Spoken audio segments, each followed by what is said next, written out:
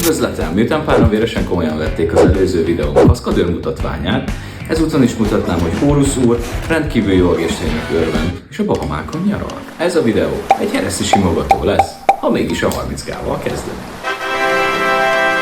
Mielőtt beleugranánk viszont ebbe a soha véget nem érő lórüregbe, adni fogok nektek 3 olvasási tippet és egy stop pontot, ahol érdemes lesz egy kis szünetet tartani, bár nem kötelező. A Horus felemelkedése az impérium aranykorát mutatja be politikai testvérdrámaként, polgárháborúkkal és a káosz felemelkedésével.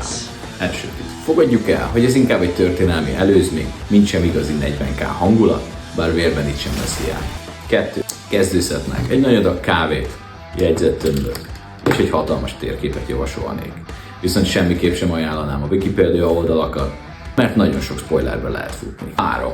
Minimum trilógiába gondolkodjunk, felemelkedés, hamis istenek, lángoló galaxis. És ezen a ponton akár meg is állhatunk. De hogyha teljes képet akarunk kapni, akkor még 2 könyvet ajánlok hozzá, az Einstein